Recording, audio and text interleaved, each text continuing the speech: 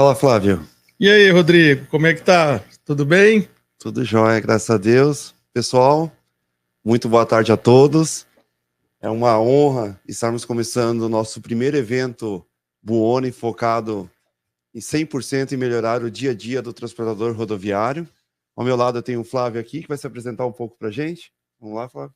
Valeu, Rodrigo. E aí, pessoal, como é que vocês estão? Tudo bem? Então, para quem não me conhece, meu nome é Flávio Batista, eu sou fundador e CEO da FB Consult, é uma empresa de gestão de transportadores.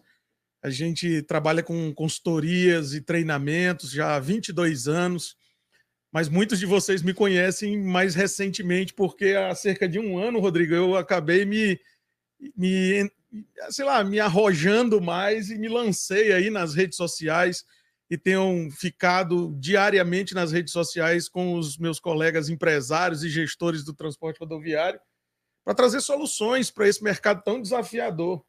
Legal. Isso aí.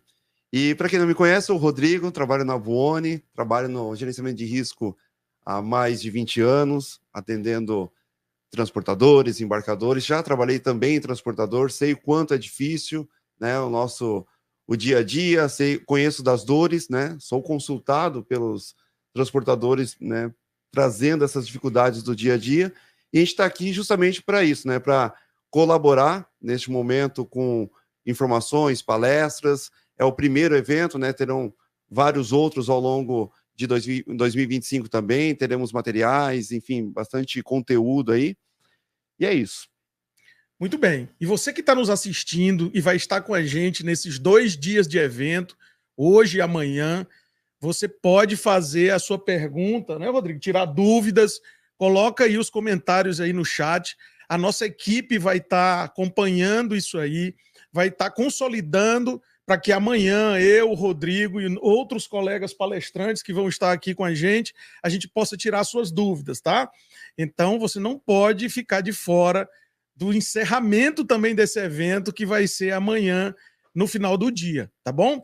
Mas antes da gente começar, como a gente sempre faz nos nossos eventos, né? Eu queria pedir para que você desse um alô para a gente aqui. Então você fala aqui no chat, aqui no YouTube e nas outras redes sociais que você tiver, diz o teu nome, a tua transportadora, ou se você é de um embarcador ou de uma seguradora, você diz o seu nome, a sua empresa e a cidade onde você está falando. Vai. Aproveita para fazer teu merchan aqui. Deixa eu ver. Vamos lá. Boa tarde. Adriano Rocha, Aurivan Silva, Sul Mais Transportes, Caucaia, Ceará. Olha aí, rapaz, um cara lá perto de mim, ó. Caucaia, Ceará. Eu sou lá de Fortaleza, moro há 10 anos aqui em Campinas. Cuiabá, 586 Transportes de Cuiabá. Alô, Márcio Santos de Aracaju, Sergipe, empresa SOS Máquinas. Diego de Oliveira, da Cronos Transportes, Itajaí, Santa Catarina. Rapaz, é muita gente. Luiz Cláudio, Transportes Rodojacto, Cidade Oriente. Cara, meu Deus, que coisa espetacular. Carlos Corrêa, da Buoni, é nós. Roberto Lira Pedroso, Martins Transportes Filial, Palmas Tocantins. Pô, Rodrigo, que honra, né? Legal. Gente do Brasil todo. Bastante. É muito bacana a gente ver o Brasil todo empenhado dentro de um horário de expediente, vocês investindo tempo em estar aqui para se desenvolverem, para aprenderem um pouco mais, né? Eu gostei muito quando o Rodrigo fez a abertura já do evento. Estamos aqui, graças a Deus, né? A gente, quando crê que existe um ser superior que rege todas as coisas, mas a gente tem que fazer a nossa parte, né, Rodrigo? É isso aí. Tem que correr atrás, né? Não adianta só ficar pedindo oração, ou não adianta só ficar fazendo oração e pedindo bênçãos se a gente não está elegível a essas bênçãos, né? É isso aí.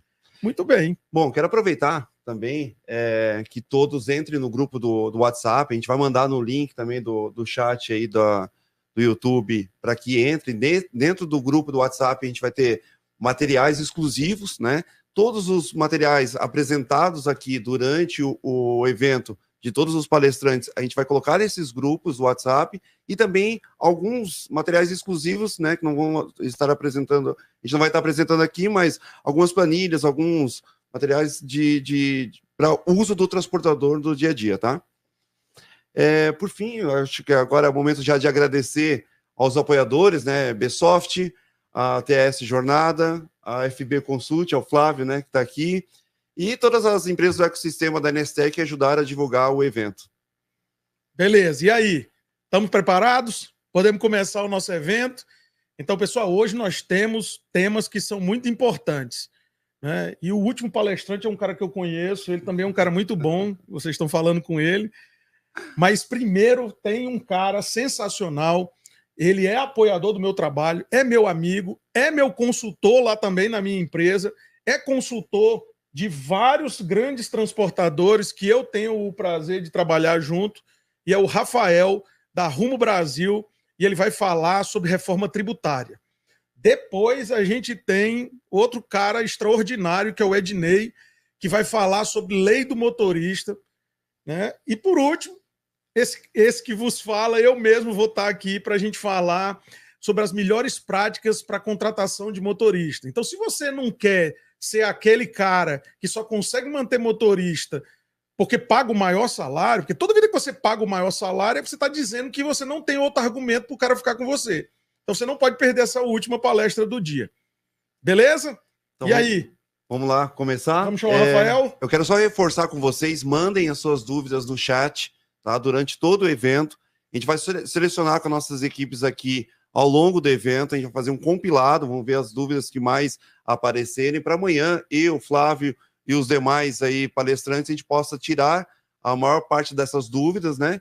E é isso. Partiu? Partiu. Valeu. Bora. Valeu, Flávio. Começou. Valendo.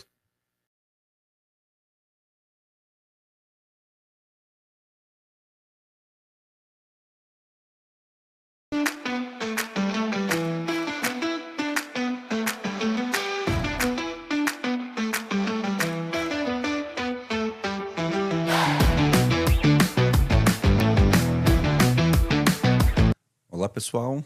Vamos falar um pouco sobre a reforma tributária e os seus principais impactos no transporte rodoviário de cargas, e, em especial, o como as transportadoras de sucesso estão imaginando passar por essa grande mudança no nosso cenário tributário.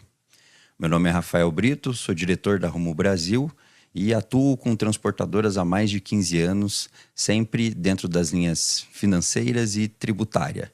Então, vou trazer um pouquinho hoje de conhecimento aqui para vocês. Espero que isso possa ajudar ao longo dessa jornada que vamos passar aí nos próximos anos, né?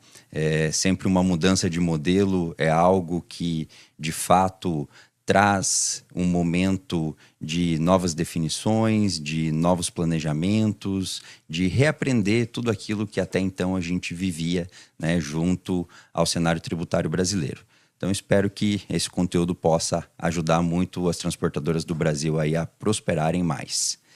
Então, a reforma tributária, em especial, ela foi construída sob 4 grandes pilares.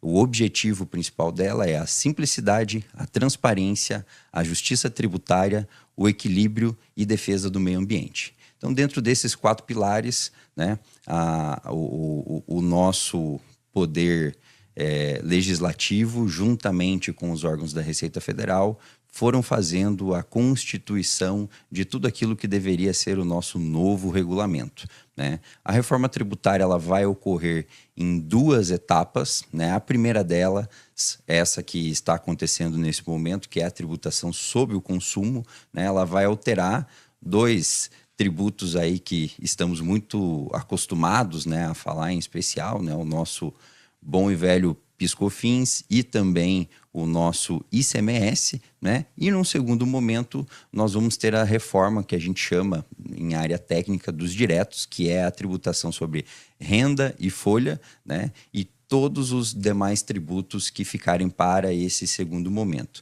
Então, dentro desses 2 momentos aí sim, né, em meados de 2033, nós vamos ter a reforma completa aí do sistema tributário brasileiro.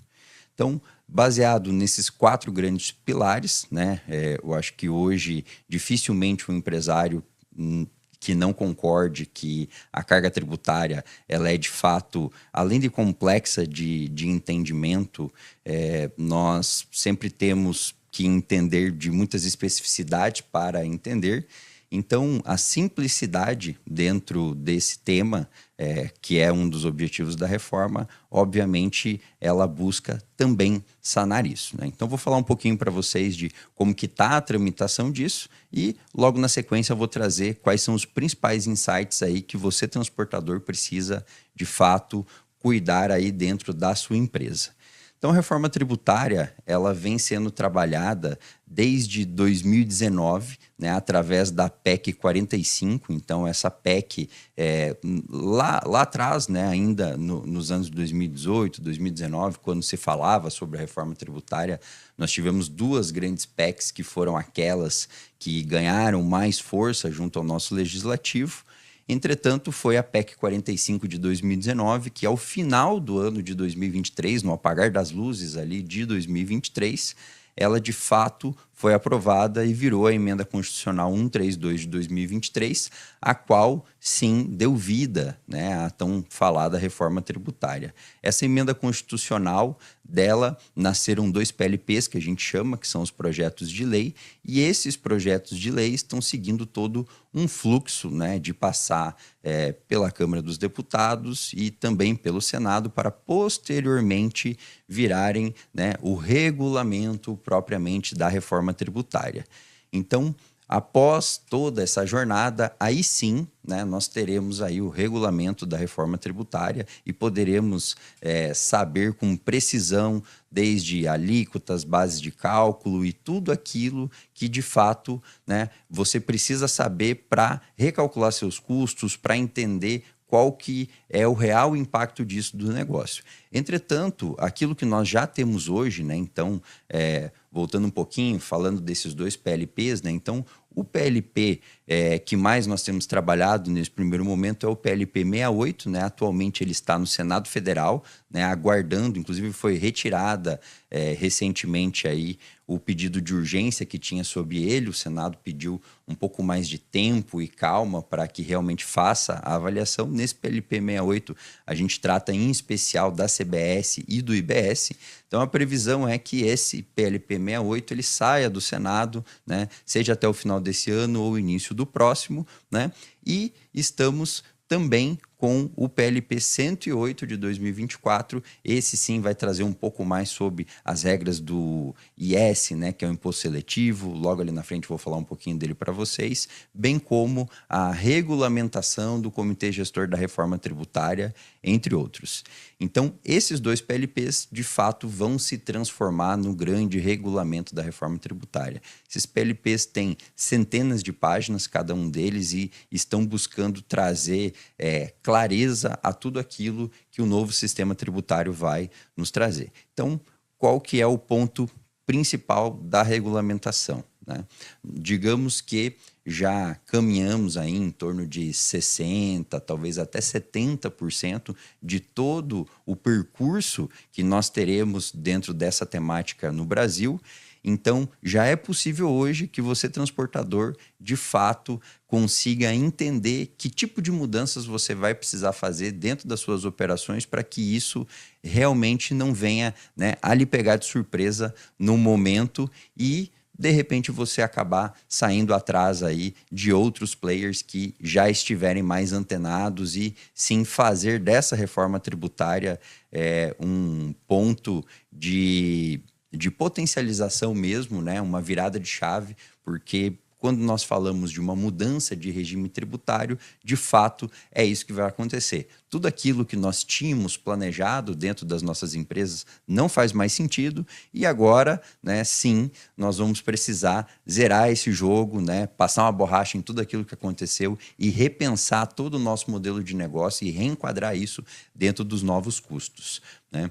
Então, passada um pouco a questão da regulamentação, né, o que de fato vai mudar? Quais são essas mudanças, né, essa sopa de letrinhas que nós sempre trazemos aí dentro da temática tributária? Então, o PIS/COFINS, né, aquele que todos que estão no lucro real ou no lucro presumido estão acostumados a lidar aí no dia a dia, ele vai virar o que a gente chama da CBS federal, né? Então, contribuição sobre bens e serviços, né? Então, agora sim, né, o PIS e a COFINS, que são são 2 tributos, mas que sempre andaram juntos ali, inclusive muitos empresários acham que são um só, mas eles são 2, né? Vai virar um único tributo chamado CBS, que ele tem por finalidade, de fato, repassar toda a parcela que compete ao âmbito nacional, aí, a contribuição dos impostos sobre o âmbito nacional.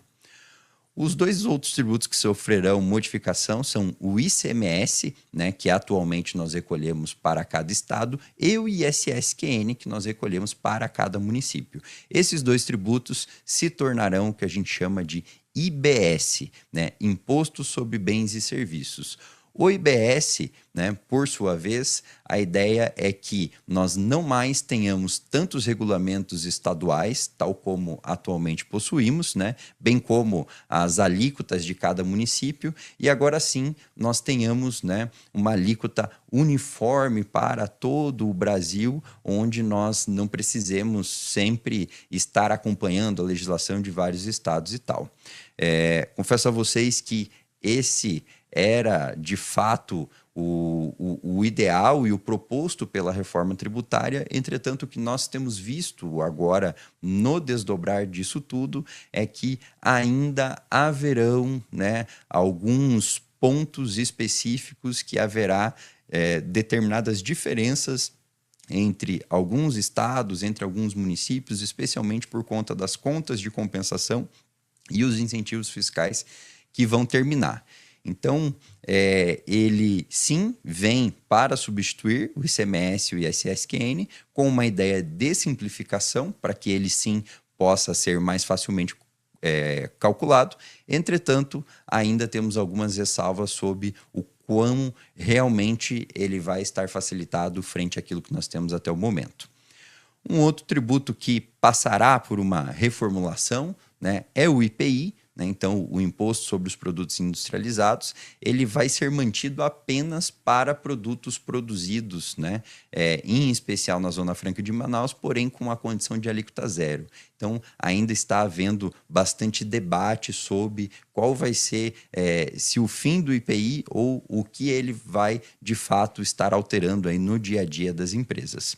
E além das mudanças, né, desses tributos já citados aí, nós temos um novo tributo, né? Esse, inclusive, está dando o que falar, né? Já foi apelidado aí nas mídias pelo imposto do pecado, né? Ele chama-se imposto seletivo. Ele é um imposto de ordem federal, né, onde ele visa fazer a tributação sobre comercialização, produção ou importação de bens e serviços que sejam prejudiciais à saúde, né, ou ao meio ambiente, bem como, né, itens classificados como de luxo, né? Então, esse imposto, ele de fato vai vir aí para aumentar a carga tributária atual em cima desses produtos que o governo não quer o consumo incentivado, né? Então, esse é um imposto novo, né? Entretanto, ele vai de fato vigorar aí junto com a reforma tributária. Passado isso, né, já entendemos então quais são os tributos, as principais mudanças, né, o que a gente vai ter agora de fato de mudança, né, em aspectos principais dentro da IBS e da CBS. Num cenário geral, né, nós vamos seguir tendo um modelo para aqueles que são do lucro real, né, que estão um pouco mais acostumados a trabalhar com o que a gente chama da não cumulatividade, que basicamente é eu recolher os meus impostos sobre a diferença entre o faturado e aquilo que eu tenho de custos sobre o meu serviço prestado.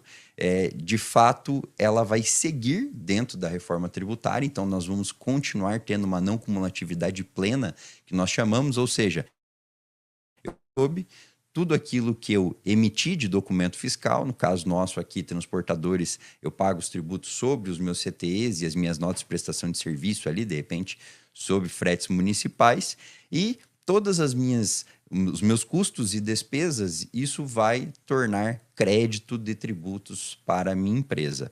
Hoje, nós temos algumas particularidades que a Receita Federal ela somente permite a tomada de créditos sob despesas que são classificadas como insumos. Então, talvez alguns de vocês já ouviram, né, essas discussões todas sobre o que é insumo, o que não, o que a Receita Federal permite. Né? Então, é uma celeuma que atravessa décadas aí sobre o que é ou não insumo, né? Muitas discussões, sejam administrativas ou judiciais, sobre o tema. E a ideia, tanto da IBS como da CBS, é simplificar um pouco esse contexto e, legal, tudo aquilo que eu tomei, né, como prestação de serviço ou adquirir de produtos, ele vai virar base de cálculo, né, para que eu possa abater dos meus tributos. Então, nós vamos ter a não cumulatividade plena. Né? Haverá uma base ampla de incidência, ou seja, todos os bens e serviços serão, de fato, possuirão tributação, né? Eles não estarão inclusos dentro das suas próprias bases. Né? Então, quem aqui não acompanhou um pouquinho sobre toda aquela questão da tese do século, o ICMS, ele de fato deve ser excluso do PIS/COFINS ou não, depois dele veio vários outros tributos sendo excluídos das suas próprias bases de cálculo. Agora, na reforma tributária, a ideia é que realmente, desde o nascimento, ela já traga que eles não estão inclusos dentro das suas próprias bases de cálculo. Não haverá benefícios fiscais, né? Esse é um outro ponto importante da reforma, exceto aqueles previstos na Constituição Federal. É isso aí mesmo. Né? Então, toda aquele, em especial, né, transportadores detêm muitas isenções no transporte interno, né, em especial do ICMS. Então, essas isenções, o nosso crédito presumido para aqueles que, ao invés de optarem pelo regime normal, optaram pelo crédito presumido de ICMS, né, recolher 80% do valor do débito, isso também não vai mais haver dentro da reforma tributária. Então, todos os incentivos estão sendo, de fato, exclusos, né, dentro da reforma, e agora a ideia é que se faça um cálculo mais amplo sobre isso. Os únicos benefícios que prevalecerão serão esses que estão dentro da Constituição Federal. Logo mais a gente vai passar um pouquinho deles para vocês também. Regras unificadas para a IBS e para a CBS, a ideia é que, de fato, base de cálculo, o que eu vou ou não tomar de crédito sobre, ele seja um único regulamento para os dois. Né? Essa é a ideia. Como já falei anteriormente, já há algumas distinções. A ideia é que até 2078, exatamente isso, 2078, a tributação ela seja 100% realizada no destino. Ou seja, né, teremos aí longos anos para deixar a tributação que temos hoje, né, que é uma tributação na origem. Então, quando iniciamos uma operação de transporte, né, vou fazer um transporte São Paulo, Rio de Janeiro, por exemplo, né, o ICMS hoje ele é devido ao Estado de São Paulo. Entretanto, né, já na reforma tributária, a ideia é que isso seja repassado ao destino de fato. Né? Então, e essa transição ela ocorrerá até 2078, porque vai haver todo o reequilíbrio das contas dos estados ali frente a essa temática. Não incidência das operações de exportação e investimento, isso é algo também que ainda trazemos como aspecto. Né? As importações elas vão seguir sendo também tributadas aí dentro da reforma tributária e tem uma previsão de um cashback ali para devolução de valor para a população de menor renda. Né? Então, isso também é uma novidade da reforma tributária. Como que nós estamos hoje, né, na questão de período de transição? Como que a reforma tributária vai acontecer ao longo do tempo? Né? Então, eu trouxe para vocês ali, num primeiro momento, o onde ela está, mas e agora? A implementação. Quando, de fato, eu devo me preocupar com isso? Né? Adianto para vocês que é desde hoje. Né? Hoje é o dia que vocês precisam começar a olhar para a reforma tributária, aqueles que ainda não fizeram. Em 2026, é isso mesmo, após o próximo ano, 2026, todas as empresas já pagarão uma alíquota teste da reforma tributária. Então, em 2026, nós recolheremos 0,9% a título de CBS em substituição ao PIS e COFINS, que falamos anteriormente, e recolheremos 0,1% de IBS em substituição ao ICMS, que também irá sendo deixado aí de lado ao longo do tempo. Então, em 2026, todas as empresas do Brasil precisarão recolher já IBS e CBS dentro dessas alíquotas testes que a gente chama. Então, a ideia é, em 2026, colocar todas as empresas para apurar, para, de fato, termos números mais absolutos sobre qual é realmente a carga tributária que cada segmento, que cada atividade vai ter. É óbvio que muitos estudos estão sendo feitos acerca disso, porém, a precisão ela vai vir muito disso que vai acontecer em 2026. E aí sim, em 2027, 2026 é o último ano do PIS e do COFINS, e em 2027, aí sim, a CBS entra em vigor em caráter pleno, ninguém mais podendo fazer nenhum cálculo acerca de PIS e COFINS. Já o nosso ICMS, que se tornará a IBS, esse ele tem um prazo de transição um pouco mais ameno, Ele começará a sua transição no ano de 2029, onde em 2029 você pagará 10% do valor relativo à IBS e posteriormente, ano a ano, gradativamente, ele vai sendo aumentado, 2030 20%, 2031 30%, até chegar em 2033 e aí sim nós termos a sua plenitude ali dentro das apurações e sim a extinção do nosso antigo ICMS, Então, vejam só, senhores, até 2033 nós vamos ter a troca de todos esses tributos, ressaltando que em 2026 todos aqui já precisarão estar recolhendo os tributos conforme essa legislação teste aí. Então, nós temos pouquíssimo tempo já para estar indo atrás de tudo isso. E, às vezes, alguns clientes me perguntam sobre, Rafael, mas de fato, será que isso aí não vai prorrogar? Não tem uma chance disso daí acabar se estendendo um pouco mais? Com toda certeza, não. Isso irá acontecer, sim, dentro desse período previsto, independente ao que isso vai nos causar aí de impactos, Imagine os senhores, que então até 2033 nós vamos praticamente conviver com 2 modelos tributários no Brasil. Se a complexidade hoje já é alta, já é elevada, os senhores imaginam, tendo que calcular mais 2 novos tributos aí e seguir calculando esses antigos conforme essa timeline aí que eu repassei. Então, de fato, haverá uma grande preocupação aí, não só para as transportadoras, mas para as empresas brasileiras em geral. E quais serão as alíquotas? O que realmente eu vou pagar? CBS, ela foi fixada pelo Ministério da Fazenda em 8,8%, Então, aqueles que são do regime não cumulativo, do lucro real, ali pagam hoje de PIS/COFINS 9,25%, Aqueles que fizerem uma conta básica, ele vai falar, 9,25 para 8,8 há uma redução. Porém, não se esqueça que também está havendo mudanças nas bases de cálculo. Então, coisas que anteriormente não eram tributadas, receitas que não precisavam ser ofertadas à tributação, agora provavelmente precisarão, bem como toda a nossa grade de créditos sob os nossos custos e despesas, ela vai alterar. Então, uma redução na alíquota em cima desse único tributo não representa uma redução na carga tributária. Inclusive, o que apontam os estudos de organizações que têm trabalhado com isso, inclusive nós também já fizemos um estudo de impacto dentro dos nossos clientes, é sim de um possível aumento da carga tributária para o setor de transportes. Então, CBS 8,8%. IBS, o nosso atual ICMS, então, que nós temos alíquotas aí desde 17% até 20 e poucos % em alguns estados, ele foi fixado pelo Ministério da Fazenda em 17,7%, totalizando, então, essas duas alíquotas numa carga de 26,5%. E essa foi a estimativa feita pelo Ministério da Fazenda. Por quê?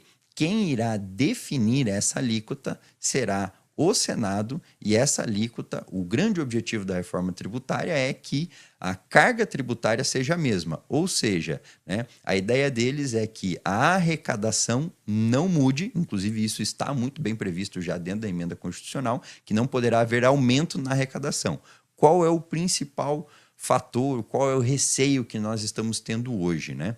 Visando toda a complexidade e especificidade de cada segmento, que talvez alguns segmentos que hoje já têm uma carga tributária mais específica, talvez eles acabem sendo prejudicados por conta da velocidade que tudo está sendo feito. Então, nós não conseguimos atualmente notar que, de fato, tanto o nosso Poder Legislativo como o Ministério da Fazenda conseguiram fazer cálculos bem específicos sobre cada segmento para também, além do total da arrecadação não aumentar, mas que não haja um aumento de carga tributária em cima de segmentos específicos. Então, esse é um grande receio que nós temos. 26,5%, então, é aquilo que o Ministério da Fazenda trouxe como alíquota, né, mensurada. Entretanto, o Senado já fez uma revisão dessa alíquota estimada para 27,3%. Né? Então, ainda estamos no momento onde não sabemos exatamente qual vai ser a alíquota. O que nós podemos trazer, né, de maneira bem específica, né? Se vocês me perguntarem assim, Rafael, beleza, eu transportador, então já entendi que em 2026 eu vou recolher uma alíquota teste, mas e aí? O que vai mudar dentro da minha operação? Quais são os principais tópicos que eu preciso cuidar na minha transportadora para não ser pego desprevenido dentro desse tema? Primeiro ponto, base de cálculo, né? Então, atualmente, né, ainda está sendo discutido sobre pedágio vai estar dentro da base de cálculo, não vai, iremos tributar ou não, seguro, ressarcimentos incobráveis, vários tipos de receita do transportador ainda estão sendo debatidos, então hoje a gente não pode afirmar se serão ou não levados à base de cálculo, mas ainda estão sendo debatidos, então é um ponto de acompanhamento para entendermos o que vai acontecer com eles. Crédito nas aquisições, então já passei um pouquinho disso, a base é ampla, no entanto, há exceções que o regulamento irá dispor, então ainda precisamos aguardar um pouquinho quanto a isso, mas vale ficar ligado, né? Os custos e despesas atuais, então, tudo aquilo, a ideia da reforma é que tudo aquilo que eu tenha nota fiscal e que eu faça um pagamento para um fornecedor, eu possa sim tomar de crédito, né, dentro da reforma tributária. Então isso é um ponto que já está garantido, porém ainda precisamos dessa clareza do regulamento sobre item a item.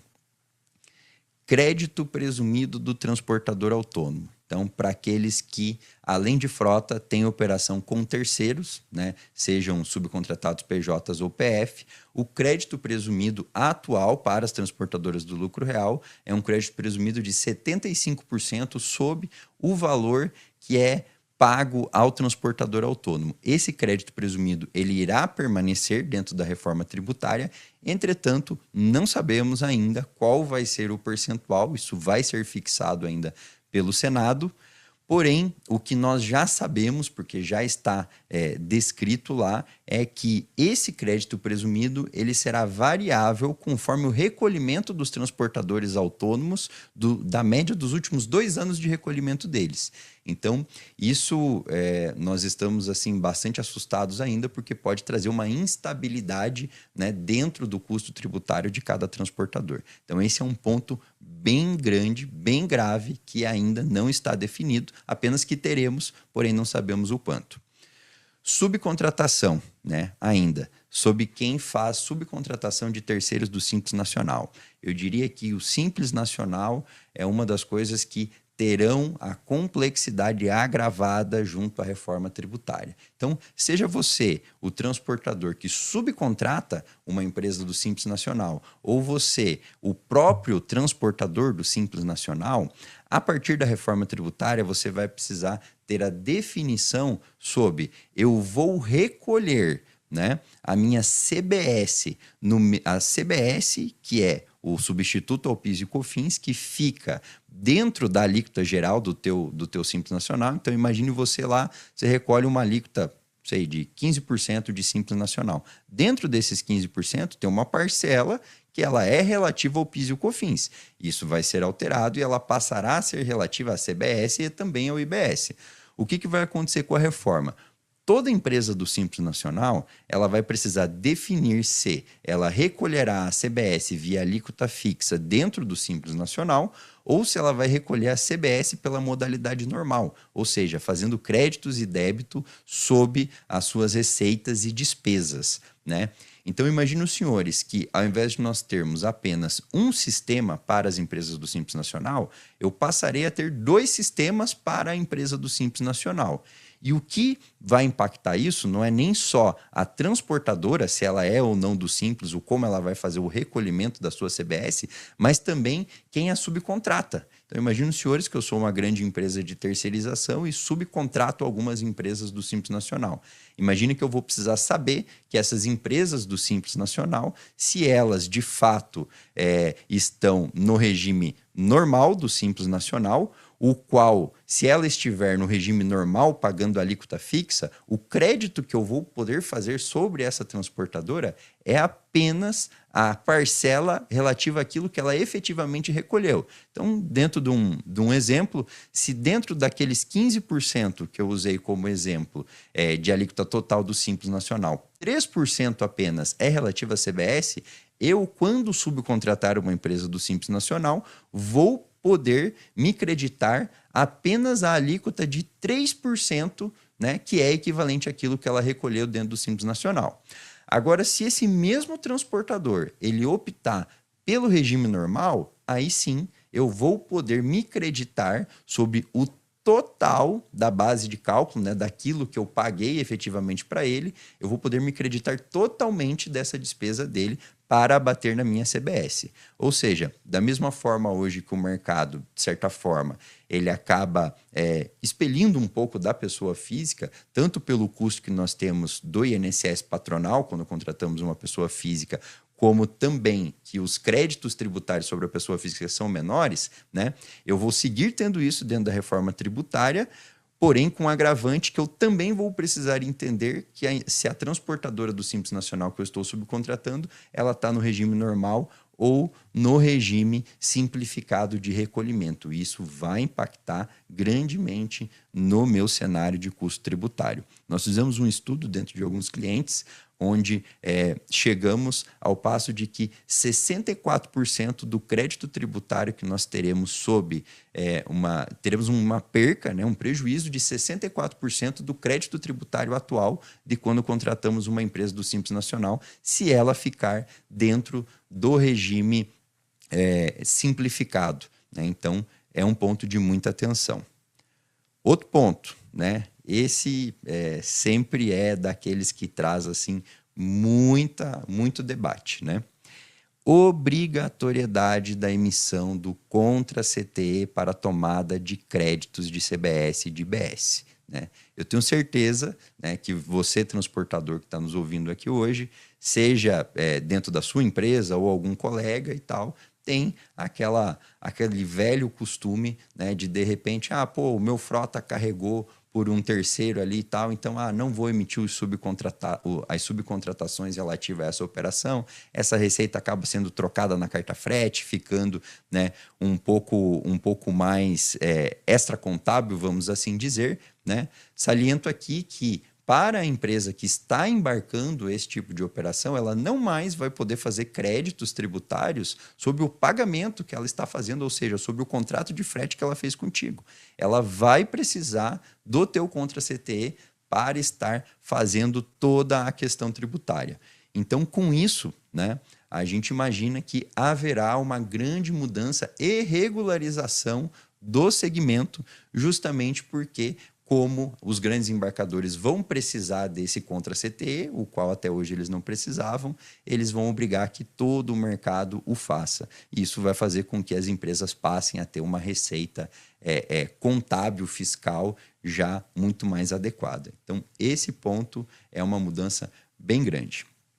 Extinção do regime cumulativo de PIS e COFINS, ou seja, lucro presumido. É isso mesmo, você transportador que está atualmente no lucro presumido, o lucro presumido não vai mais existir dentro da reforma tributária. Ele será extinto no ano de 2026. A partir de 2027, aqueles 3,65% que você paga sobre o faturamento não existirão mais. Você também vai precisar passar a recolher a CBS sob a diferença da tua receita e das tuas despesas, dos teus créditos tributários ali.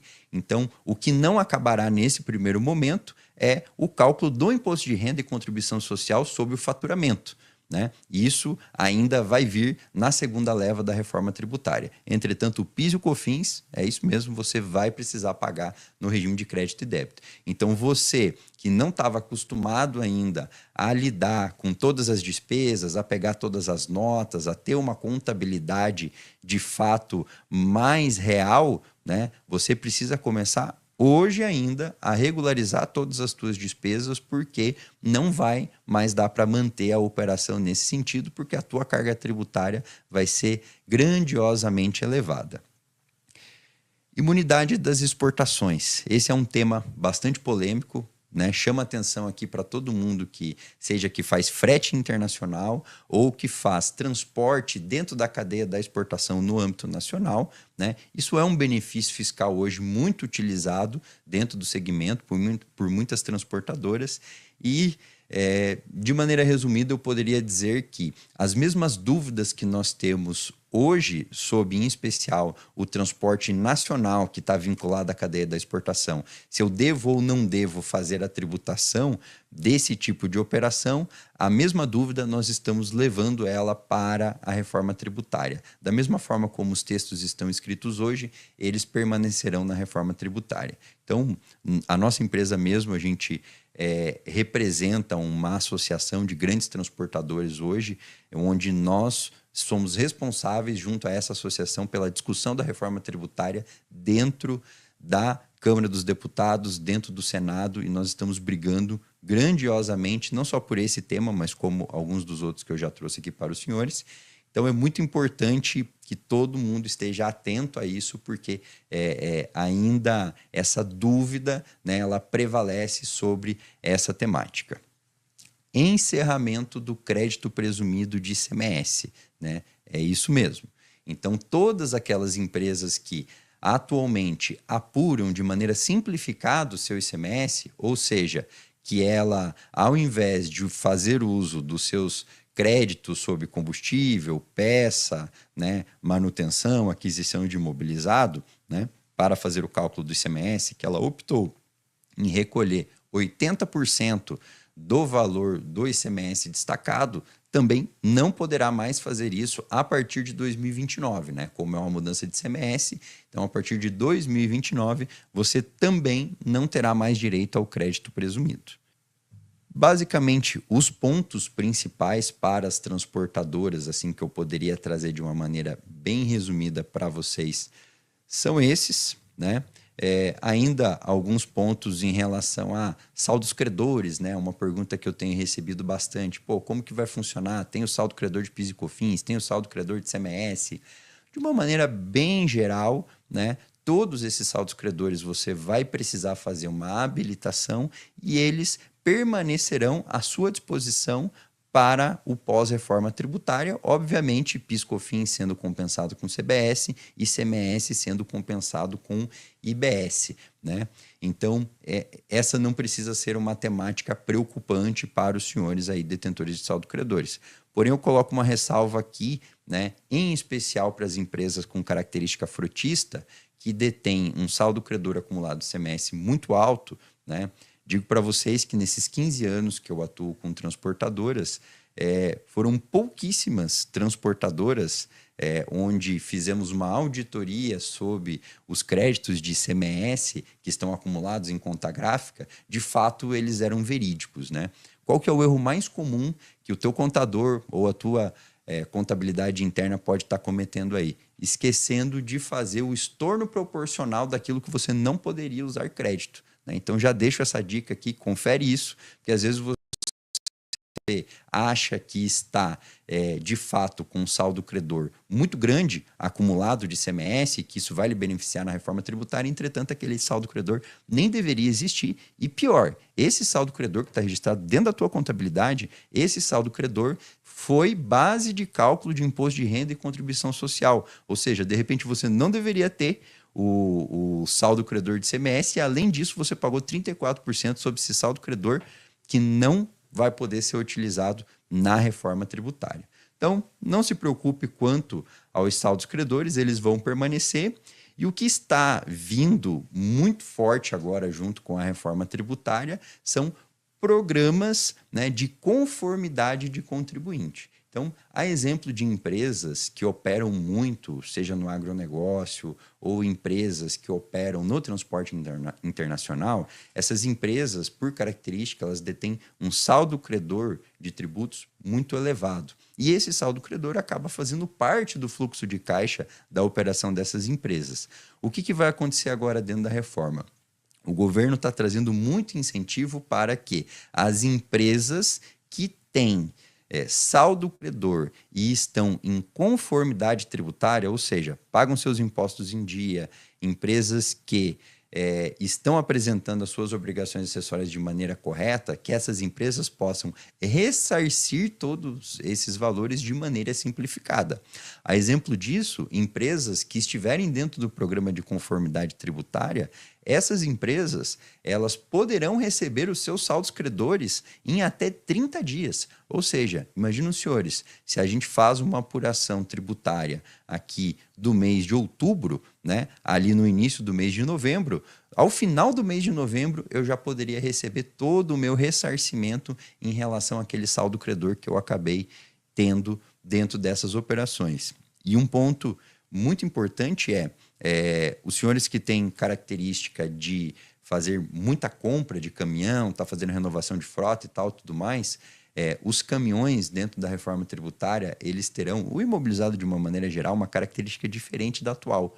Hoje vocês estão acostumados a ter depreciação, né? Ou seja, o desgaste do veículo ao longo do tempo, ele se transforma em base de cálculo para créditos tributários. A reforma tributária trouxe uma inovação dentro desse ponto, que no momento que os senhores forem lá comprar um cavalo de R$1 milhão, vamos imaginar que dentro desse cavalo tem uma carga tributária lá de 20%. Vamos aqui imaginar 200 mil. Esses 200 mil que os senhores, né, talvez no modelo atual, iriam ir creditando ao longo de hoje 4 anos, que seria dentro das taxas de depreciação, os senhores poderão fazer a tomada desse crédito, o ressarcimento do total da carga tributária da compra do caminhão, né, de uma única vez e receber isso em até 60 dias. Ou seja, a compra dos veículos, ela vai fazer parte ainda mais da estratégia tributária e operacional de cada empresa. Esse é um ponto bem interessante também. Então, concluindo, gente, trazendo assim, se eu tivesse uma transportadora, né, o que eu não tenho, e porque sou muito apaixonado por ajudar o transportador, né, a prosperar, ajudar o transportador a, de fato, olhar para esses pilares, né, que são gestão, finanças e tributos. Inclusive, aproveito para compartilhar com os senhores que todas as transportadoras que até hoje eu acompanhei que tiveram problemas ao longo da sua jornada, né, 90% delas tiveram problemas em finanças e em tributos, né? E muitas das vezes, o que a gente vê o transportador lá no dia a dia fazendo, né? Correndo atrás de motorista, de cliente, de problema da operação e tal, e quando você vai falar para ele assim, mas e aí, transportador, como que tá as tuas finanças, né? Como que tá a tua tomada de crédito, como que tá teu fluxo de caixa? Ele fala, isso eu tenho uma pessoa de confiança lá que cuida para mim. Como que tá a tua parte tributária? Como que tá a tua contabilidade? Qual é a demonstração contábil que você tá levando lá para o banco, né? Você sabia que o crédito que o banco te dá e a taxa que ele cobra de você está baseada na demonstração contábil, no quão bom ou ruim é o seu indicador? Então, o que eu gostaria de deixar aqui para vocês como recado final tratem as finanças e o tributário como áreas estratégicas dentro das transportadoras de vocês. Não conheço nenhuma transportadora de sucesso, dentre as centenas que eu atendo hoje, que não trataram as questões financeiras e tributárias enquanto questões estratégicas para chegarem onde chegaram. Então, se tem uma boa dica, né, um bom caminho, uma boa mentoria que os senhores podem receber sobre isso, passem a olhar com a devida relevância a isso. Espero que o conteúdo tenha servido, né, para muitos de vocês aqui. Agradeço aqui ao pessoal da Buoni, parabenizo aí ao primeira Rota do Transportador. Momentos como esse de muito conteúdo, sem sombra de dúvidas, farão com que o nosso TRC siga grande como de fato ele é. Não saiam daí, que já vamos ter o Ednei falando sobre como evitar problemas trabalhistas no TRC. Obrigado.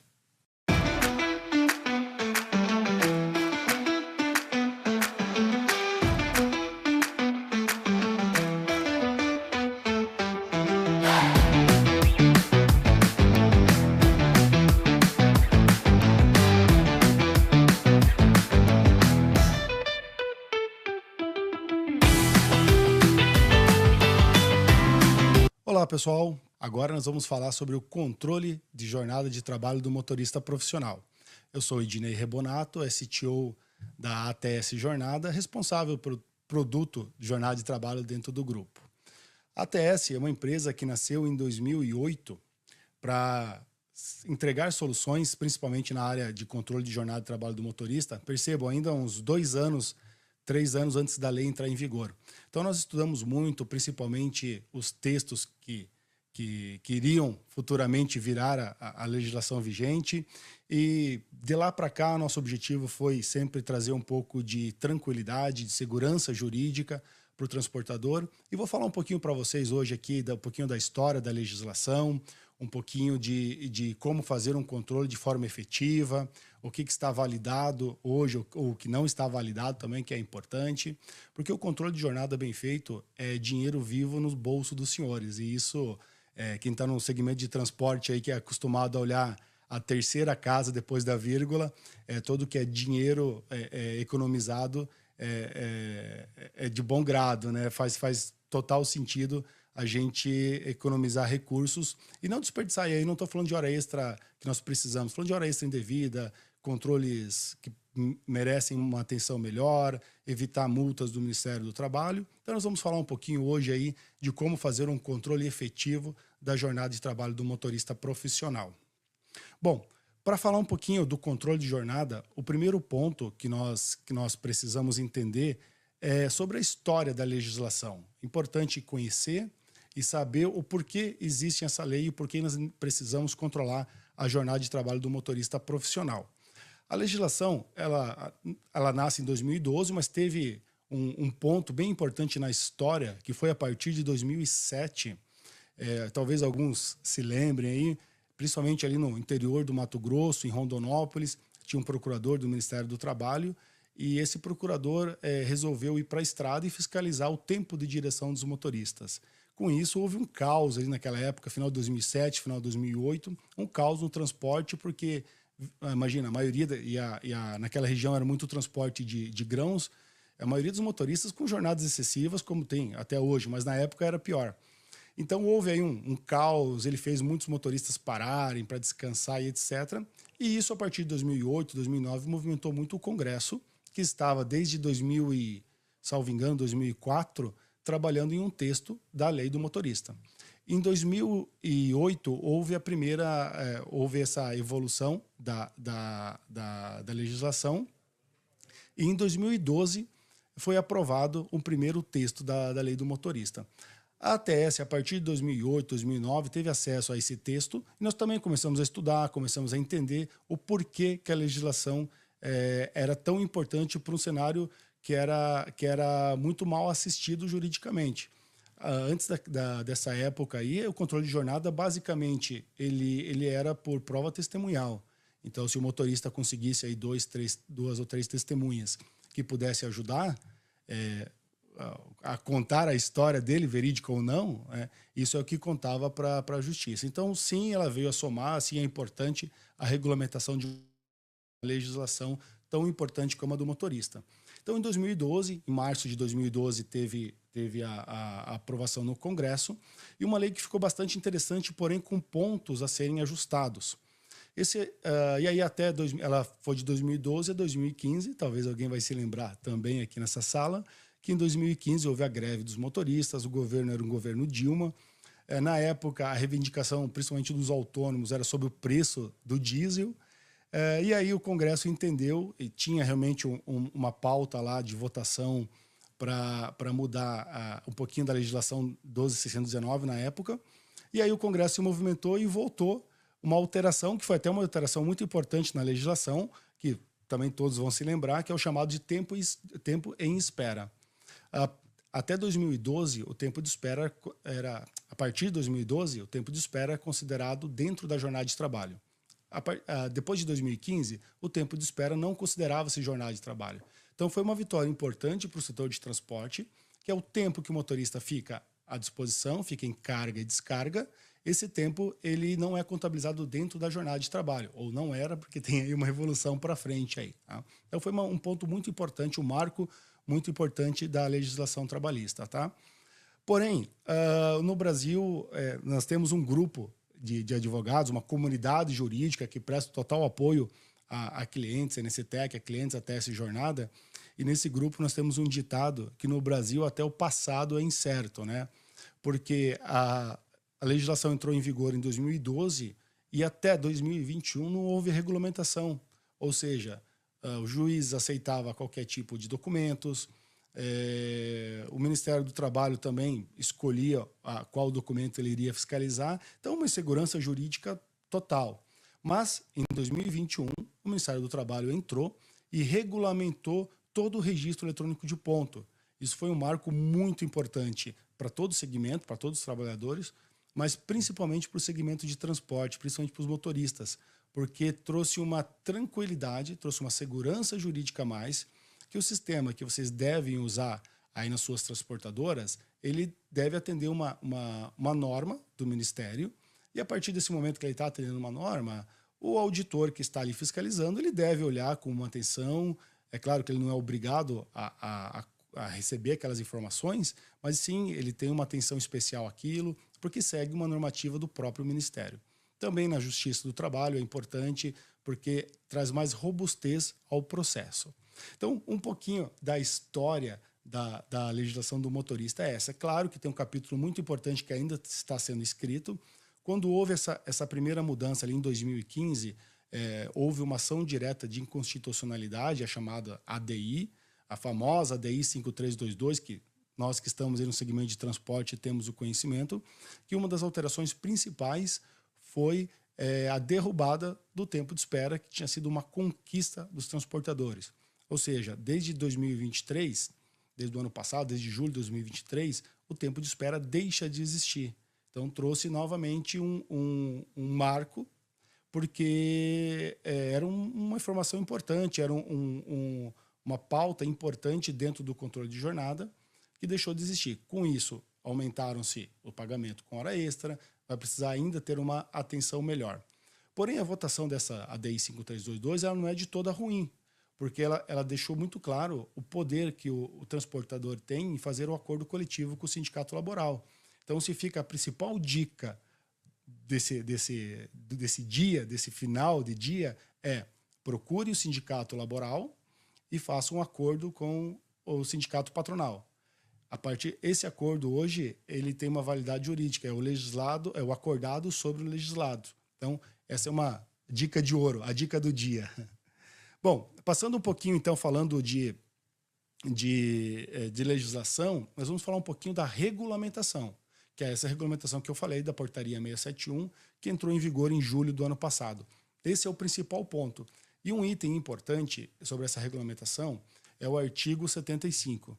E aqui é importante, peço licença para fazer a leitura, porque o artigo 75 diz o seguinte: no caso de opção de anotação de horário de trabalho em registro eletrônico, é obrigatório o uso dos seguintes tipos de sistema eletrônico de ponto, nomeados como REP-P, REP-C e REP-A. Percebam, eu até sublinhei aqui nessa apresentação a palavra obrigado. É comum no segmento de transportes, muito comum, aliás, o transportador usar talvez aí um sistema de rastreamento, o sistema de telemetria e considerar que ele tem um registro eletrônico de ponto. E aqui, senhores transportadores, um aviso muito importante. Se o sistema que vocês usam aí, do rastreador, da telemetria ou de qualquer outro dispositivo que não for considerado relógio eletrônico de ponto, vocês estão ilegais perante o Ministério do Trabalho. Ah, mas Ednei, eu uso aqui o rastreador, por exemplo, que não é homologado pelo Ministério do Trabalho, mas eu ganho ações trabalhistas. Ok, não é incomum você ganhar uma ação trabalhista, porque lá na Justiça do Trabalho é uma soma de evidências.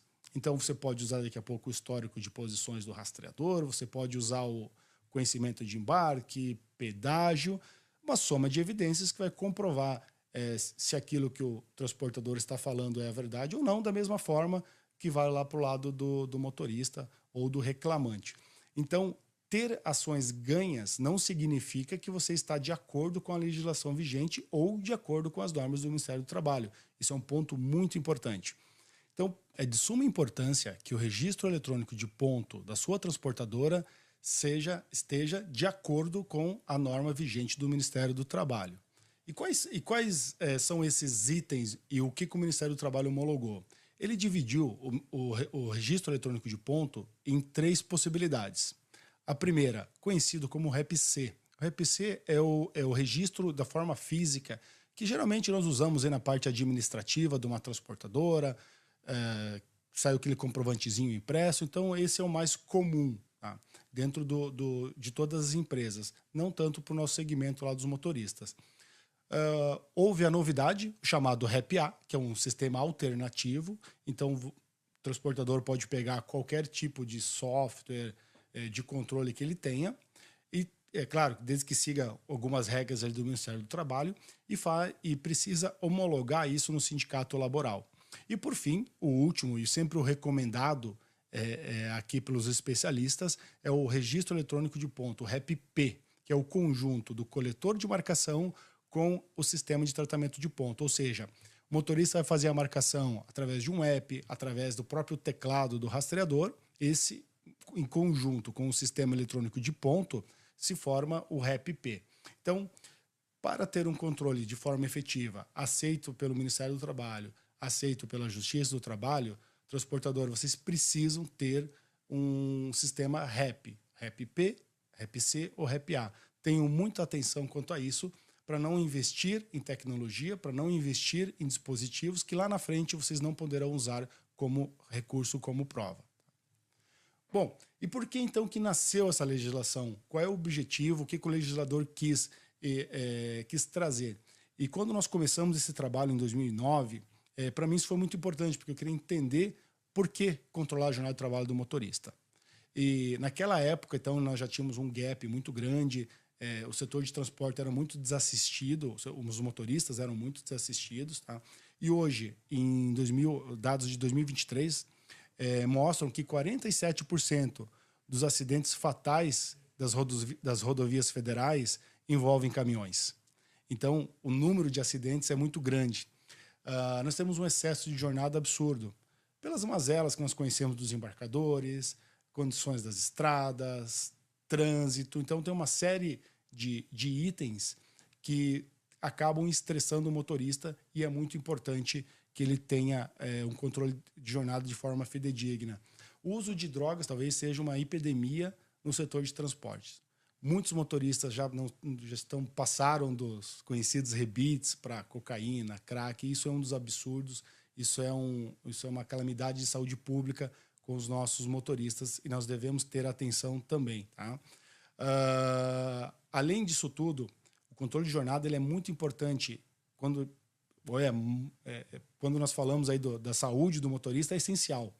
Mas também tem um ponto muito importante que é a exposição da marca dos senhores, exposição da marca do embarcador. há pouco tempo passou por assisti uma reportagem, já viajando há 30 horas seguidas, houve um acidente, no baú tinha a exposição de uma grande marca brasileira, e a reportagem era motorista com 30 horas de direção sofre acidente, estava lá estampado a marca do embarcador. Então a exposição da marca, do transportador, do embarcador, é uma coisa que traz reflexos gigantesco para a empresa. Eu tenho certeza que nós acordamos todos os dias para entregar o melhor no transporte e nós não queremos esse tipo de exposição. Por fim, a importância de controlar a jornada de trabalho pelas ações trabalhistas e também pela fiscalização do Ministério do Trabalho. E quando nós falamos aqui em fiscalização, em ações trabalhistas, eu fiz questão de trazer algumas ações que nós ajudamos os nossos transportadores nos últimos 2 anos, para conhecimento de que forma ou os valores que estão sendo pedidos e alguns até ganhos na Justiça do Trabalho. Então nós temos ações aqui de 460 mil, 300, 980 mil reais, 300, 150. Então, em média, se você pegar aqui um histórico para o interior de São Paulo, aí, as ações estão saindo 8 a 10 mil reais por mês. Então, nós estamos falando aí de quase 100 mil reais por ano. É muito dinheiro. Um motorista que trabalha 5 anos, aí talvez ele tenha R$500 mil e a chave de um caminhão ele pode ir embora. Então, o controle da jornada de trabalho ele é essencial para preservar vidas e para garantir a saúde financeira das empresas. Então, precisamos controlar. Mas eu não vou fazer um controle eletrônico. Em seguida, vou mostrar algumas maneiras que nós podemos fazer manual, mas olhem com cuidado e a importância que o assunto merece do controle da jornada de trabalho dos motoristas. Bom, e como a gente faz esse controle de uma forma efetiva? Nós olhamos, então, um pouquinho da história da legislação, nós olhamos o quanto custa, o porquê controlar, o quanto custa não controlar, e agora, de forma efetiva, como nós podemos controle? Não existe mágica. Queria trazer uma solução fácil aqui para vocês, eu sei que todos esperavam isso, mas não existe mágica. O controle da jornada de trabalho, nós só conseguimos fazer com a vontade, principalmente do motorista. Toda e qualquer marcação deve vir por parte do motorista. Não tem outro jeito. No mercado, nós conhecemos e sabemos que existem softwares que prometem o controle automático, que prometem facilidade. Nossa, não tem interação do motorista, inicia a jornada, finaliza. Tudo isso é muito bonito, mas não funciona. Mas Ednei é barato. Esse é o barato que vai sair caro. Porque se está pagando barato nesse software que não atende, ele será descaracterizado no futuro e todo esse barato que foi pago, esses valores pequenos, não adiantou. Então é melhor não fazer. Então, tenham muito atenção quanto ao controle como um todo. E eu costumo dividir o controle da jornada em 3 pilares, tá? Que vão fazer uma sustentação na segurança jurídica, porque esse é o objetivo do controle de jornada de trabalho, entregar segurança jurídica. Bom, o primeiro pilar são as pessoas. Quando eu falo pessoas, motoristas, colaboradores, então todo esse aparato humano para fazer o controle da jornada de trabalho. O motorista ele tem a obrigação de fazer a sua marcação. Mas o meu motorista não faz, o meu motorista tem dificuldade. Nada disso pode ser desculpa, porque é obrigação ele fazer e acompanhar se está correto a marcação da jornada de trabalho dele. Tá? Então, esse é o primeiro ponto.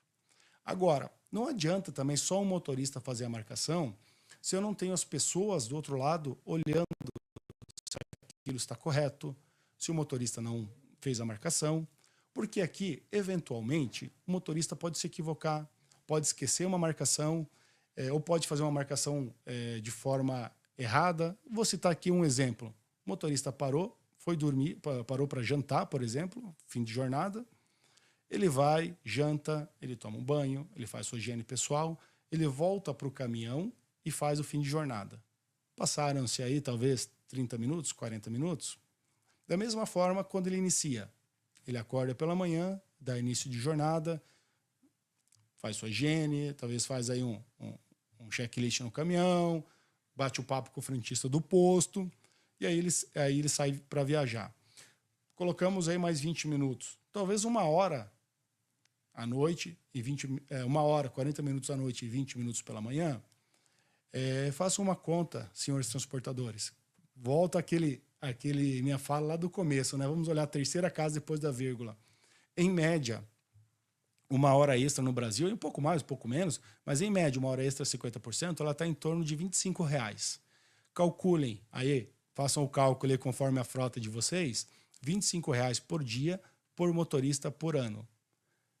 Tenho certeza que muitos dos casos, depende do tamanho da frota, vai dar praticamente um caminhão por ano. E aqui eu estou falando de horas extras indevidas, não estou falando de horas produtivas. Eu estou falando aqui de 20 minutos de manhã e meia hora e 40 minutos à noite. Então, é um ponto sensível, é um ponto de atenção, é um ponto que nós precisamos que as pessoas olhem. Ele não pode simplesmente contratar ou fazer o controle de jornada de trabalho sem ter a ação efetiva das pessoas. E aí nós temos algumas soluções. Você pode colocar uma pessoa dedicada dentro da sua empresa. Pelos nossos cálculos e pela nossa experiência, uma pessoa ela consegue controlar até 200 motoristas. Então não é um custo muito alto de ter uma pessoa dedicada a isso. Daqui a pouco uma frota de 100, por exemplo, meio período de uma pessoa atende perfeitamente. Uma frota de 50, meio período, 2, 3 horas por dia. Então essa pessoa dedicada, ela não representa um custo muito alto na nossa operação. E eu afirmo aqui para os senhores e para as senhoras que se paga. Só de pegar algum equívoco do motorista, aprimorando aqui uma gestão de hora extra, uma gestão de hora extra 100%, que é muito importante, gestão de hora noturna. Então, quando a gente tem esse olhar mais focado nas pessoas, mas focado também no controle, nós temos uma economia significativa. E quando nós falamos do controle da jornada de trabalho, ao contrário da logística, a logística ela tem uma economia, e é uma economia um pouco intangível às vezes, porque você aprimora o tempo de carga e descarga, mas aquilo não necessariamente é o dinheiro vivo. Quando eu falo numa gestão efetiva da jornada de trabalho do motorista, é dinheiro vivo no bolso dos senhores e das senhoras no final do mês. Porque se eu fiz uma redução de horas extras indevidas, é o dinheiro que vai sobrar no caixa. Então, é muito importante esse primeiro pilar das pessoas, da gestão. O segundo pilar importante para o controle da jornada de trabalho são os processos. E aí que entra um equívoco muito grande. Porque não adianta eu iniciar um controle se eu não sigo os processos determinados. E quais são eles? Vamos pegar um exemplo do motorista que se equivocou ao fazer o controle, ao fazer a marcação. Marcou a mais ou marcou a menos, não tem problema. Eu preciso fazer a correção dessa jornada. E um ponto importante, isso é permitido pela legislação. Eu sei que existe aí posso corrigir, não posso. Isso torna o sistema fidedigno, não torna. Então, é importante deixar claro que eu posso corrigir a jornada de trabalho dos motoristas. Porém, é importante que eu tenha um processo que, após essa correção, gere-se uma ficha e o motorista assine essa ficha, estando ciente que houve uma correção na sua jornada.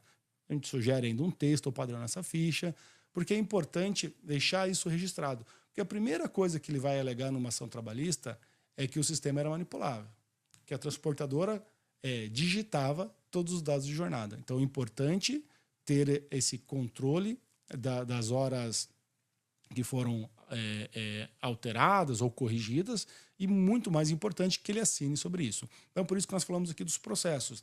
Da mesma forma, os esquecimentos do motorista. Também, input manual, o motorista assina. Eventuais fraudes, que acreditem, vai acontecer.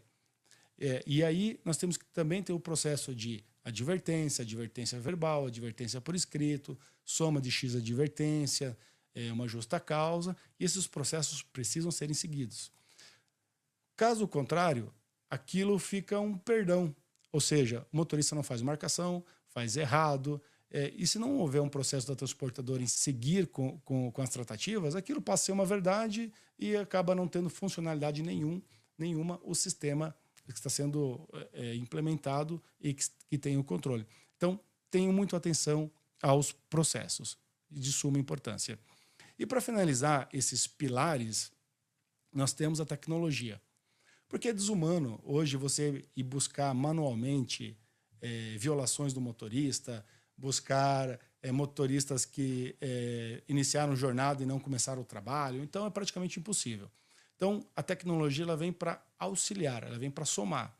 E aqui ocorre um grande equívoco por parte dos transportadores, que é contratar a tecnologia e entender que o controle será feito automaticamente, que ele vai habilitar um software lá e a mágica vai acontecer. A tecnologia por si só, ela não vai resolver os problemas. Pelo contrário, ela vai piorar. Ela vai trazer dados sujos, ela vai deixar informação incompleta, e isso é o que um auditor do Ministério do Trabalho vai levar depois. Então, por exemplo, se o motorista não deu um fim de jornada e não houve uma correção e o software não alertou, vai ter jornadas, por exemplo, de 30 horas, 35 horas, e aquilo vai passar a ser uma verdade porque está dentro do sistema.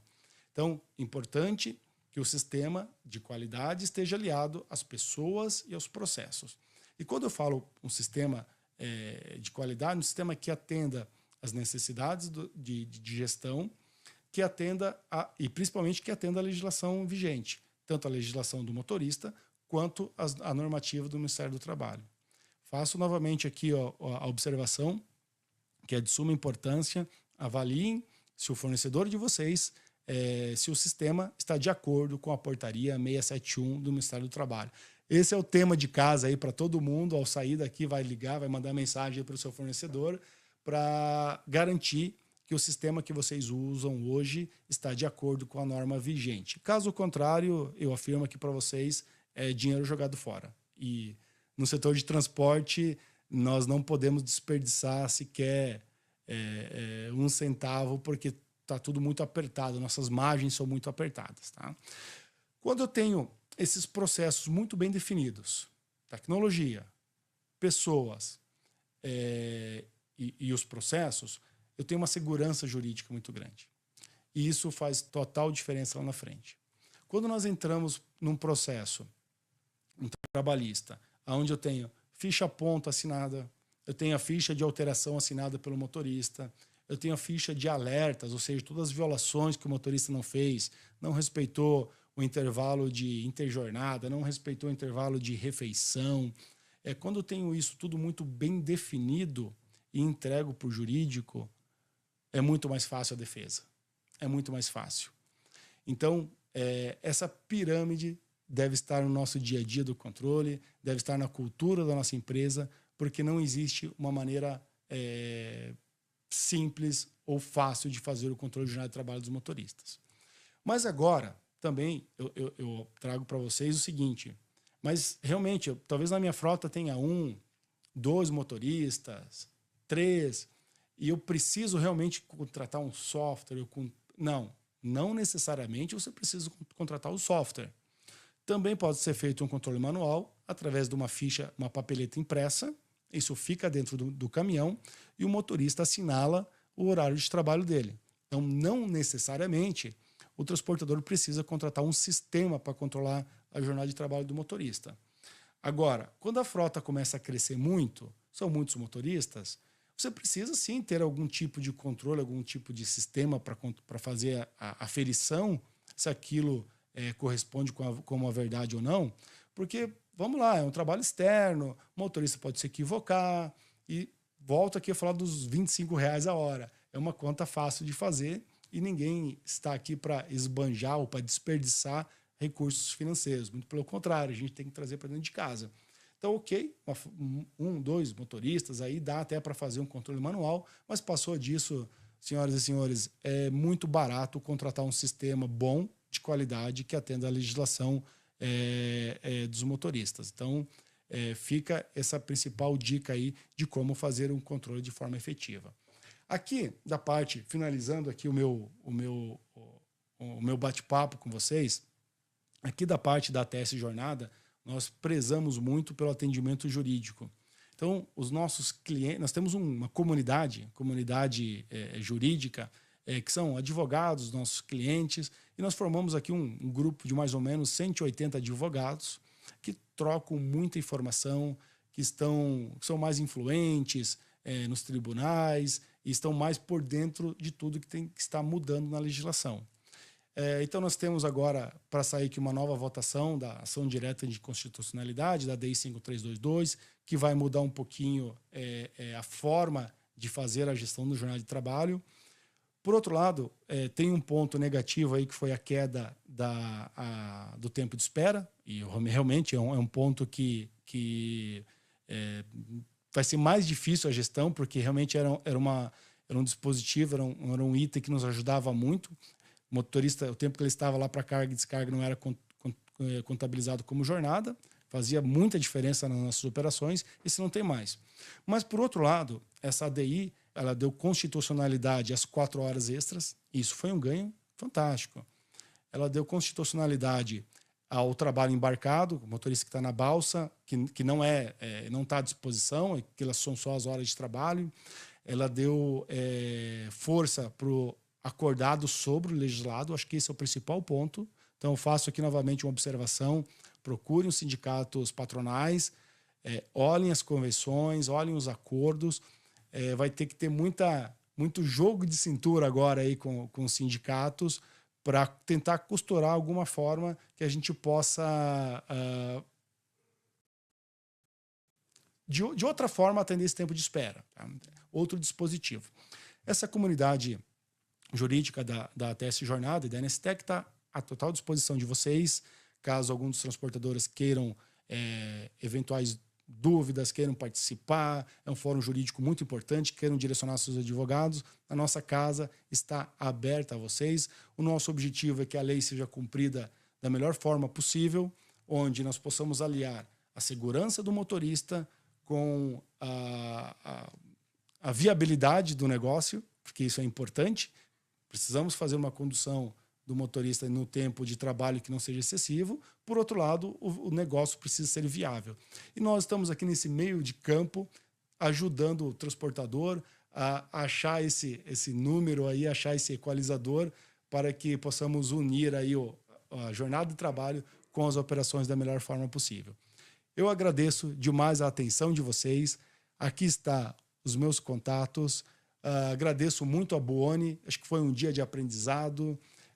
Nós, enquanto NSTEC, colocamos todo o ecossistema à disposição de vocês e convido a fazer parte aí desse grande movimento do transporte no Brasil, que é uma logística avançada. Muito obrigado a todos e tenham um excelente fim de tarde.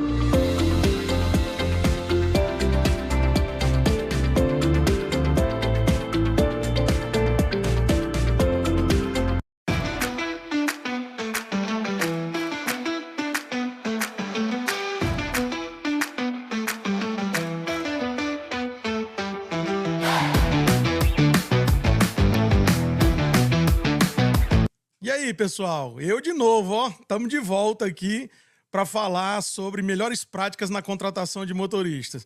Dá um aí, ó, é a nossa última palestra do hoje, o dia, ó, dá uma carinha de lamentação aí.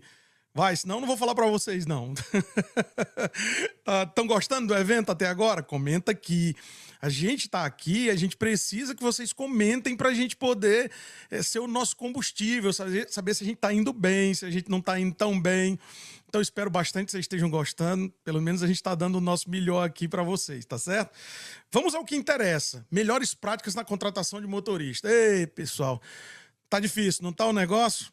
Na época que fazia fila de motorista na porta da sua empresa, e agora, né, tem que olhar caminhão parado por falta de motorista, ou então tem que ter estômago para ter não profissionais trabalhando na nossa frota. Pois é, mas é assim. Pessoal, diariamente a gente vê notícias nas redes sociais de diversos países do mundo falando sobre o desafio na contratação de motorista. Pois é. Isso acontece aqui no Brasil, isso está acontecendo muito nos Estados Unidos, isso está acontecendo no Canadá, na Turquia, na Espanha, na Inglaterra. Em todos esses países eu já fui visitar para poder estudar o que é que eles estão fazendo e que são boas práticas na contratação de motoristas. E é isso que eu vou dar uns spoilers aqui para vocês, tá bom? Muito bem. Quem aí é casado? Comenta aqui comigo. Comenta aqui, eu. Quem é que já fez essa bênção de escolha? Quem já encontrou o seu complemento, né? A sua cara metade? Seu marido ou a sua esposa? Comenta aqui comigo. Pois é. Olha, eu acredito, né? Eu sou casado e para mim ser casado é uma grande bênção. Eu acho que foi um presente do Papai do Céu para mim e a minha esposa. Mas eu tenho que também dizer para vocês que quando eu disse sim para Vanessa, eu tive que dizer não para todas as outras mulheres do mundo. Na verdade, não que todas as outras mulheres do mundo fossem me querer, né? Até porque eu não tô com essa bola toda. Mas elas estavam ali, né? As desimpedidas estavam ali à disposição para os meus galanteios, correto? E para vocês também. E as moças do mesmo jeito para com os rapazes. Pois é. Por que eu estou trazendo essa questão aqui para vocês? É porque quando você casa, teoricamente, você está querendo ter aquela esposa, aquele marido só para você e para o resto da vida. Então, olha só, você deve se lembrar que você provavelmente deu uma série de argumentos para que ela ou ele dissesse também não para todos os outros rapazes ou moças do mundo para ficar com você. Tô certo? Pois é, pelo menos comigo foi assim. Espero que com a minha esposa também, né? Apesar de eu viajar bastante. Né? Muito bem. E, Flávio, mas o que tem a ver? A gente vai ter hoje uma palestra de como se manter bem casado, é isso? Mais ou menos.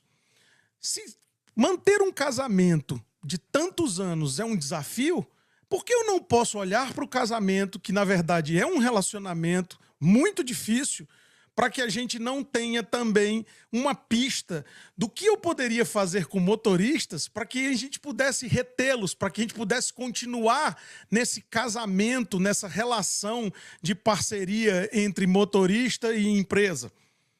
O que é que você tem comunicado formalmente, verbalmente, institucionalmente, nas suas redes sociais, nos seus programas de benefício, para que o motorista diga sim para a sua empresa e não para todas as outras empresas?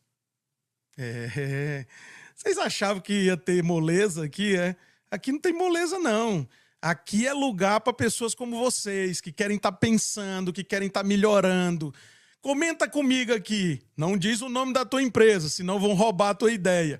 Comenta aqui comigo o que você está fazendo para o motorista dizer sim para você e não para todas as outras empresas. Olha só, moças que estão nos assistindo agora, as mulheres que estão nos assistindo, eu vou inflacionar o mercado para vocês, viu, rapazes? Pois é, como eu sei que eu devo na minha forma física, pois é, eu estou aí uns 20 quilos acima do meu peso, né? Então eu sei que eu não sou o mais bonito, nem o mais em forma para minha esposa. Então, não é porque ela me escolheu e não é porque ela casou comigo que eu acho que agora tá ganho e tudo pronto. Não, eu procuro encantar a minha esposa todos os dias.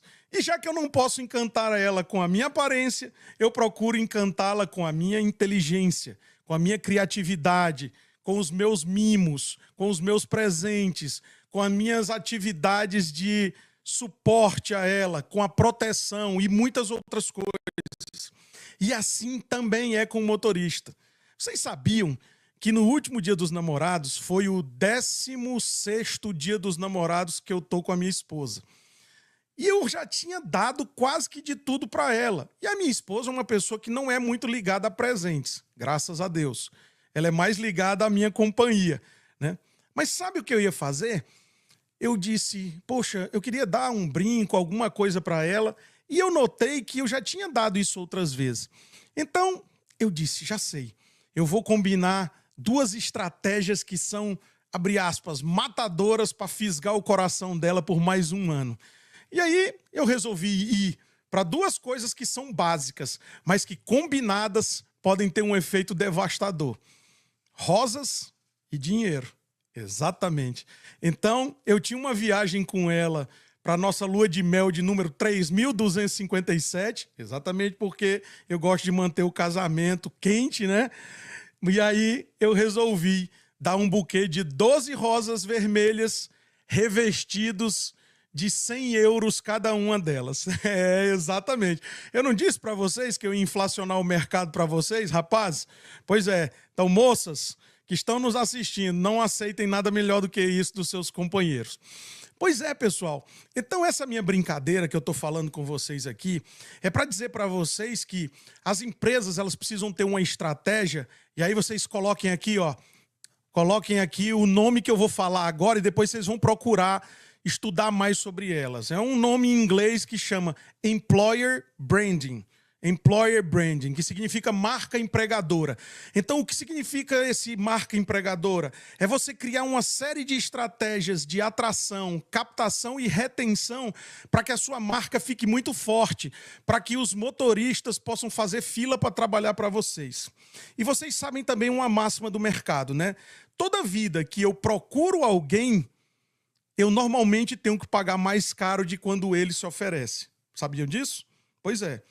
Pois isso também é uma verdade para com motoristas. Mas, Flávio, e se eu não tenho, por exemplo, condições de ter um bom pacote de benefícios para motoristas, se eu não tenho veículos novos, se eu não tenho um veículo daquela marca que é a mais procurada e mais amada pelos motoristas, isso quer dizer que eu estou fadado a não ter motorista? Bem, não é bem assim. Você ainda existe uma saída, desde que você fique nessa palestra até o final. Muito bem. E que saída seria essa? Seria uma coisa chamada geração de demanda. Eu costumo dizer que geração de demanda resolve quase todos os problemas de uma transportadora, quiçá de qualquer negócio. Geração de demanda é você dominar a arte de atrair uma quantidade de motoristas tão grande, mas tão grande, que mesmo que você não tenha as melhores condições ou as condições ideais de trabalho, mesmo assim, você vai conseguir recrutar bons profissionais. Afinal de contas, não é esperado que 1000 motoristas estejam interessados em trabalhar na sua empresa e você não consiga 5 ou 10. Ou será que seria possível isso? Não acredito que vocês que estão investindo tempo para estar aqui nesse evento não tenham a mínima capacidade de encantar os seus profissionais. E eu acredito que sim, porque se você está aqui, é porque você valoriza a gestão. E se você valoriza a gestão, certamente você sabe dar valor ao seu motorista. Apenas, muitas vezes, você não está num momento, muitas vezes até financeiro, para dar as melhores condições para ele. Pois é, mas se você aprender a gerar demanda, você vai conseguir ter uma fila de motoristas querendo trabalhar com você, mesmo que você não tenha as melhores condições. Mas, Flávio, legal. E isso parece um sonho. Pois é, mas isso é verdade. Na nossa consultoria de atração e captação e retenção de motoristas, a gente não só ensina você a como fazer isso, mas a gente faz junto com você. Mas, mais uma vez, em atenção aos meus apoiadores aqui da Buoni, eu vou abrir alguns segredos do que eu só falo nas minhas consultorias, tá bom? Tá comigo? Responde aí. Tô contigo ainda. Responde aí. Muito bem. Então vamos lá. A primeira coisa que você precisa saber é qual é o tipo de motorista que você gostaria de ter na sua empresa. Ou qual é o motorista que você já tem na sua empresa e que tem tido e que tem te dado os melhores resultados. Isso é o que a gente chama de perfil ideal de motorista. Perfil ideal de motorista, ele varia de empresa para empresa. Então você precisa entender qual é o perfil ideal de motoristas que você quer para a sua empresa. E nada melhor para você definir esse perfil ideal de motoristas do que olhar para dentro de casa e ver aqueles motoristas que já estão contigo há 5 anos, mas não porque você não tem estômago para demiti-los e deixar caminhão parado, e sim porque eles te entregam o resultado para o qual foram contratados. Então, que tipo de motorista é esse? Ele é casado ou ele é solteiro? Ele mora próximo da tua instalação ou ele mora no meio da rota? Quais são as outras características? Ele faz média ou não faz média? Ele é alguém que não se incomoda em trocar de caminhão ou ele é aquele cara que só quer estar se for no caminhão dele? Ele é aquele motorista que tem flexibilidade para estar fora de casa também? Ou é aquele cara que se ficar 2 semanas sem tirar folga em casa, ele já quer entregar a chave do caminhão e jogar ela no teu peito? Esse é o tipo de motorista que você deve buscar. É aquele que está com você há muito tempo, te dando resultado e que te atende às premissas baseadas nas tuas características. Baseado nisso, aí você deve usar o poder da internet. Mas não só o poder da internet. O boca a boca é importante. Existe uma outra premissa que a gente ensina nas nossas consultorias, que é uma gamificação, um programa de premiação para motoristas da nossa empresa que indicam profissionais que passam no recrutamento, passam no período de experiência e ficam mais de 1 ano nas nossas empresas. Então tem alguns critérios que você pode ver lá na nossa consultoria. Você pode recorrer também ao tráfego orgânico, que quer dizer o quê? Você postar nas suas redes sociais. Porém, o tráfego orgânico, ele está entregando 3% da sua audiência. A audiência de vocês não é tão grande assim para o número de motoristas que a gente precisa gerar nessa geração de demanda, né? Então, eu gosto muito do tráfego pago. Agora, o tráfego pago não adianta você fazer com um consultor de tráfego generalista, que não entenda de transporte, porque ele não está anunciando para vender carne num supermercado. Ele está anunciando uma oferta de trabalho num mercado ultra competitivo para motoristas e que precisam ter um retorno rapidamente. Afinal de contas, bons motoristas não estão desempregados aí dando sopa, né? Então, um fator crítico de sucesso é que quando você faça as campanhas de marketing para os locais adequados, com o perfil adequado de motorista, você tem uma equipe treinada e dimensionada para atender os candidatos interessados no menor tempo hábil possível. Recebendo esse contato, você deveria rapidamente analisar os pré-requisitos que ele tem e ver se ele tem fit cultural e técnico com a sua empresa.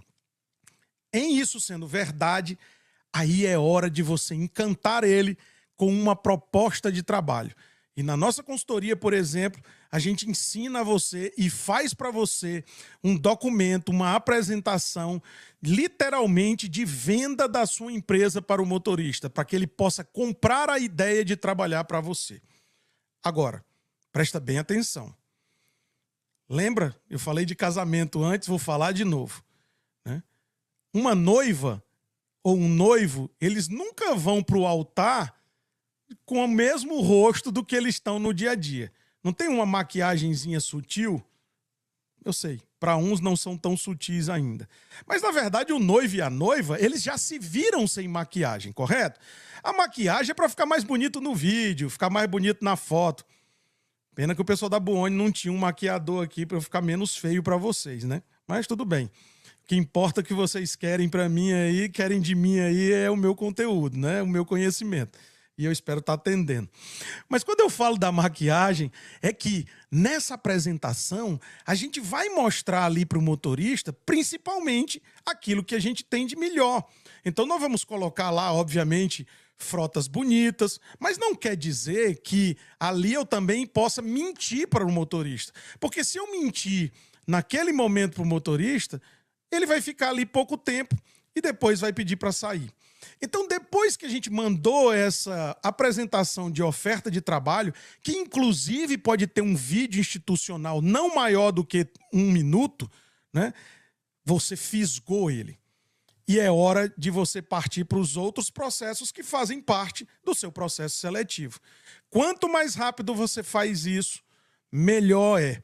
Porque o motorista, uma vez decidido trabalhar com você, ele não pode ficar dando sopa no mercado para ter uma outra proposta depois. Legal? Muito bem. Flávio, ok, mas agora falando sobre retenção, o que mais tem de característica e de benchmarking aí nesse processo todo, né, de contratação de motorista no tocante a reter esses profissionais? Aí você tem que entender o que é que aquele profissional valoriza mais. Em linhas gerais, o que é que os motoristas valorizam? Dinheiro, pacote de benefício, o caminhão onde eles vão trabalhar, folgar em casa por X tempos. E o que mais? Escreve aqui para mim. Então, isso tudo que vocês estão escrevendo, e isso tudo que foi falado, deve compor para vocês o seu plano de retenção de motoristas. E o mais importante deles, ou um dos mais importantes dele, é claro que é o pacote de benefício. Se você tem um pacote de benefício e, se possível, de forma variável, extremamente atrativo, muitas vezes o motorista vai topar ficar 15, 20, 30 dias fora de casa. Muitas vezes ele vai topar trabalhar com um caminhão de uma marca que nem é aquela que ele gosta tanto e não necessariamente ser muito novo. Porque você tem outros diferenciais. Lembra a história de eu encantar a minha esposa de outras maneiras que não necessariamente seja com essa carcaça cansada aqui, que é o meu caso, né? É o seu caso também enquanto transportador. Você nunca vai ter todas as condições perfeitas e ideais para atrair, captar e reter os motoristas. Mas você tem que ter as certas para que você tenha uma parte disso, retenha uma grande parte disso. Então, a remuneração variável, parte também desse nosso processo de consultoria, eu vou te dar aqui 3 sugestões que está lá no nosso pacote. Produtividade é a tal da comissão. Porém, se você deixar a sua comissão, você está morto. Porque com os fretes que infelizmente a gente tem hoje, só estimular o motorista a rodar de qualquer jeito, sem cuidar do equipamento, sem cuidar da média, pode ser fatal para a sua lucratividade. Ponto número 2, custo. Ter itens estratégicos ali dentro, KPIs dentro do programa de remuneração variável dele, que faça com que ele conserve o equipamento e que ele atinja a média de diesel, pelo menos, e não perca pneu.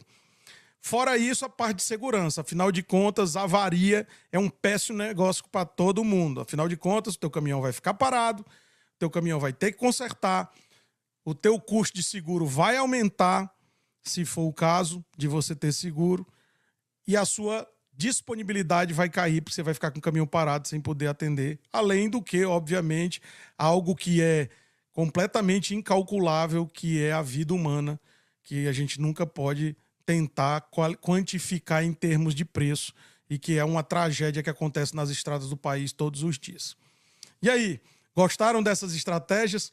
Pois é, se vocês querem saber mais, eu vou pedir para o pessoal ou colocar aqui na apresentação ou eu vou mandar para vocês lá no meu perfil do Instagram, @FlávioFBConsult, um slide que mostra os critérios de um exemplo de uma remuneração variável para motorista.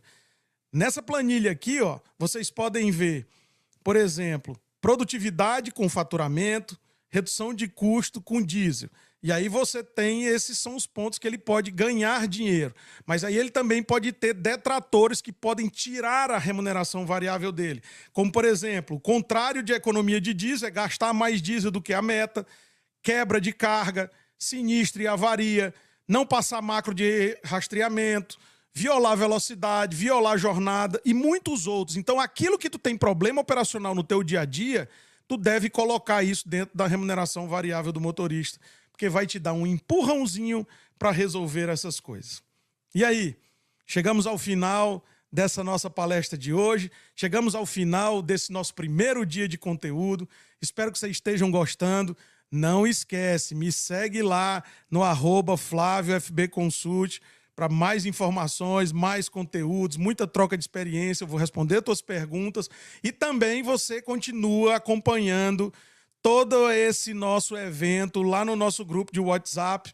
E até amanhã, bom descanso, meditem sobre o que foi dito aqui e escolham pelo menos uma coisa para você colocar em prática. Grande abraço, Deus abençoe sua família e seu negócio.